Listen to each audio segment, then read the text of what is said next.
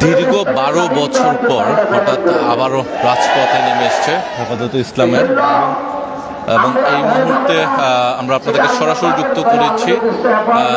বায়তুল মোকাররমের উত্তর গেট সংলগ্ন যে এলাকাটি রয়েছে সেখানে হেফাজতে ইসলামের যে গণসমাবেশ সেই গণসমাবেশে নৈরাজ্য প্রতিবাদ এবং শান্তি প্রতিষ্ঠার লক্ষ্যে এই মুহূর্তে এবং তারা বায়তুল মোকাররমের উত্তর গেট সংলগ্ন যে প্রধান রাস্তাটি রয়েছে সেখানে কিন্তু তারা এই মুহূর্তে তারা বিক্ষোভ সমাবেশ করছে এবং এখানে হাজার হাজার সাধারণ হেফাজতের কর্মী যারা রয়েছে সমর্থক বৃন্দ সাধারণ মানুষ থেকে শুরু করে সকলেই কিন্তু এই মুহূর্তে জড়ো হয়েছেন এবং এই গণসমাবেশে ইতিমধ্যে আমরা যদি একটু দেখানোর চেষ্টা করি আপনাদেরকে পুরো এলাকাটা কিন্তু একটু কানায় কানায় পরিপূর্ণ হয়ে উঠেছে এবং বায়তুল মোকাররমের উত্তর গেট সংলগ্ন যে এলাকাটি রয়েছে পুরো এলাকায় কিন্তু নেতাকর্মীদের আগমন ঘটেছে এবং এখানে আজকে এখানে হেফাজতে ইসলামের নায়েবে আমির থেকে শুরু করে প্রধান আমির এবং এছাড়াও অন্যান্য সদস্য সিনিয়র নেতৃবৃন্দ সকলে কিন্তু বক্তব্য রাখবেন এবং দেশে যে নৈরাজ্য সৃষ্টি হচ্ছে এবং গত ৫ই আগস্ট আওয়ামী লীগ সরকারের পদত্যাগের পর যখনই সাধারণ মানুষ ছাত্র জনতার মুখে যখন আওয়ামী লীগ সরকার পদত্যাগ করে তখনই তারপর থেকে কিন্তু সাধারণ মানুষ কিন্তু ইতিমধ্যে এখানে রাজপথে নেমে এসছে এবং সেই রাজপথ থেকে কিন্তু তারা এবং ২০১৩ সালে শাপলা চত্বরে তাদের যে নেতাকর্মীদের উপর অত্যাচার করা হয়েছে নির্যাতন করা হয়েছে সেটি প্রতিবাদ জানাচ্ছেন এবং সুষ্ঠু বিচারের দাবি করছেন এবং একই সঙ্গে সারা দেশে যে নৈরাজ্য হচ্ছে এবং বিভিন্নভাবে যে দুর্ঘটনা ঘটছে এবং এখানে সংখ্যালঘু থেকে শুরু করে বিভিন্ন মানুষের উপরে যে নির্যাতন হচ্ছে এবং সেই নির্যাতনের প্রতিবাদ জানাচ্ছে এবং তাদের সুষ্ঠুভাবে নিরাপত্তা ব্যবস্থা জোরদার করা এবং আইনশৃঙ্খলা বাহিনীর প্রতি এবং বর্তমান অন্তর্বর্তীকালীন সরকারের প্রতি তাদের দৃষ্টি আকর্ষণ করছেন এবং আমরা দেখছিলাম এখানে যে দৈনিক বাংলা মোড় থেকে শুরু করে নয়াপল্টনে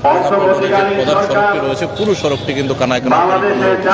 এবং সাধারণ মানুষ থেকে শুরু করে হেফাজতে ইসলামের যারা কর্মী রয়েছেন সকলে কিন্তু যোগ দিয়েছেন ইতিমধ্যে একদম দৈনিক বাংলা মোড়ের একটি কর্নারে কিন্তু তারা তাদের অস্থায়ী মঞ্চটি তৈরি করেছেন এবং যে মঞ্চের মাধ্যমে হচ্ছে তারা কেন্দ্রীয় নেতৃবৃন্দ রয়েছেন তারা হচ্ছে বক্তব্য রাখছেন এবং একই সঙ্গে নেতাকর্মীদের উদ্দেশ্যে দিক নির্দেশনামূলক বক্তব্য দিচ্ছেন সেই সঙ্গে থেকে আমরা এখানকার সার্বিক পরিস্থিতি দেখানোর চেষ্টা করছিলাম আপনাদেরকে এবং এখানকার যে নেতাকর্মী যারা রয়েছেন তারা কিন্তু হাজার হাজার লক্ষ লক্ষ নেতাকর্মী কিন্তু ইতিমধ্যে এই পুরো এলাকাটিতে কানায় কানায় পরিপূর্ণ হয়েছে এবং ঠিক বায়তুল মোকাররমের উত্তর গেট সংলগ্ন যে রাস্তাটি রয়েছে সেই পুরো রাস্তাটি কিন্তু ইতিমধ্যে দৈনিক বাংলা মোড় থেকে শুরু করে এবং পুরানা পল্টন মোড় পর্যন্ত পুরো রাস্তাটি কিন্তু ইতিমধ্যে কানায় কানায় পরিপূর্ণ হাজার হাজার জনতা এবং ছাত্র জনতা থেকে শুরু করে হেফাজতে ইসলামের কর্মী রয়েছেন তারা এখানে যোগ দিয়েছেন এবং সিনিয়র নেতৃবৃন্দ যারা রয়েছেন তারা বক্তব্য রাখছেন এবং তারা তাদের এই বক্তব্যের মাধ্যমে তারা শাপলা চত্বরে যারা নির্যাতনের শিকার হয়েছেন আহত এবং নিহত হয়েছেন তাদের সুষ্ঠু তদন্তের মাধ্যমে বিচারের দাবি করছেন এবং একই সঙ্গে সারা দেশে নৈরাজ্যের প্রতিবাদ জানিয়ে এবং তাদেরকে নিরাপত্তা নিশ্চিত করা সংখ্যালঘু ভাই বোনদের নিরাপত্তা নিশ্চিত করা সকল বিষয়গুলো নিয়ে কিন্তু ইতিমধ্যে তারা প্রতিবাদ জানিয়েছেন এবং একই সঙ্গে দেশের বিভিন্ন অঞ্চলে বিভিন্ন রাজ্যে স্বায়ত্তশাসিত থেকে শুরু করে সরকারি বিভিন্ন প্রতিষ্ঠানগুলোতে যারা আওয়ামীপন্থী যারা রয়েছেন তাদেরকে হচ্ছে সুষ্ঠু বিচার এবং তদারকির জন্য তারা দাবি করছেন এবং একই পাশাপাশি সবগুলো প্রতিষ্ঠান সরকারি সবগুলো প্রতিষ্ঠানকে ঢেলে সাজানো এবং পুনর্গঠনের দাবি করছেন এবং সেই সঙ্গে কিন্তু তারা আরেকটি জিনিস উল্লেখ করছেন সেটা হচ্ছে যে তাদের নেতাকর্মী যারা নির্যাতনের শিকার হয়েছেন আহত হয়েছেন এবং নিহত হয়েছেন তাদের সকলকে হচ্ছে সহায়তা প্রদান করা এবং সেই সঙ্গে সুষ্ঠু বিচারের মধ্য দিয়ে তাদের বিচার নিশ্চিত করা এবং সুপ্রিম কোর্ট থেকে শুরু করে প্রত্যেকটি শিক্ষা প্রতিষ্ঠান এবং সরকারি প্রতিষ্ঠানগুলোকে নতুন করে পুনর্গঠিত করা এবং জেলে সাজানোর দাবি জানিয়েছেন এবং একই পাশাপাশি কিন্তু অন্তর্বর্তীকালীন সরকারকে তারা সাধুবাদ জানিয়েছেন এবং আপনারা জানেন ইতিমধ্যে যে হেফাজতে ইসলামের একজন অন্যতম শীর্ষ নেতা এবং মাওলানা মামুনুল হক তিনি কিন্তু তার একটি ফেসবুক লাইভে এসে তিনি অন্তর্বর্তীকালীন সরকারের বিষয় নিয়ে বেশ কিছু দাবি এবং উত্থাপন করেছেন এবং তাকে একই সঙ্গে তাকে সাধুবাদও জানিয়েছেন এবং প্রত্যেকটি বিষয়কে তারা পুঙ্খানুভাবে যেন গঠন করা হয় এবং সেই সঙ্গে কিন্তু সরকারি প্রতিষ্ঠানগুলোকে যেন ঢেলে সাজানো হয় এবং অন্তর্বর্তীকালীন সরকারের প্রতি যে মানুষের আস্থা বিশ্বাস রয়েছে সেই বিশ্বাসের মর্যাদা যেন দেন এবং সেই বিষয়টি কেন তিনি উল্লেখ করেছেন এবং এখানে কিন্তু সিনিয়র নেতৃবৃন্দ যারা রয়েছেন আলম এবং হেফাজতে ইসলামের নায়েবে আমির থেকে শুরু করে প্রধান আমির এবং কেন্দ্রীয় নেতৃবৃন্দ তারা বক্তব্য রাখছেন আমরা একটু তাদের বক্তব্যগুলো একটু শুনতে চাই।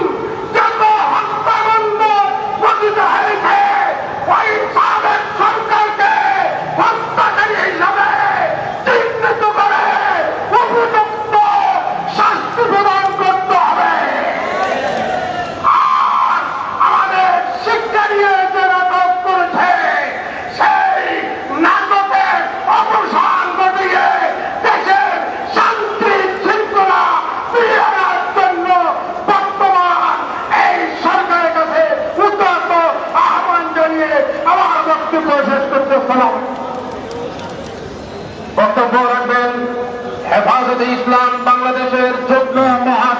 দর্শক, আপনারা শুনছিলেন যে তাদের একজন বক্তা তিনি বক্তব্য রাখছিলেন, তিনি বলছিলেন যে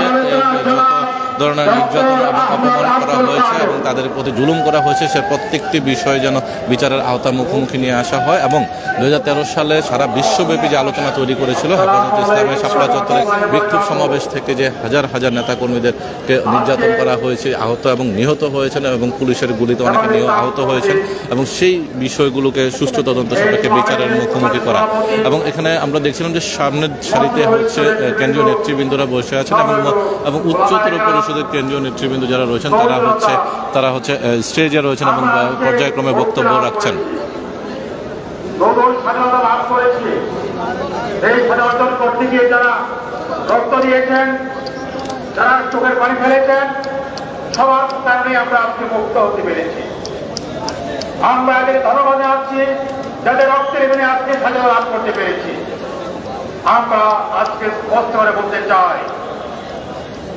আজকে যারা দায়িত্ব পালন করেছেন তাদের স্বাগত জানাচ্ছি, তাদের দাবি করছি অনতিবিলম্বে বিডিআর হত্যাকাণ্ডের বিচার করতে হবে।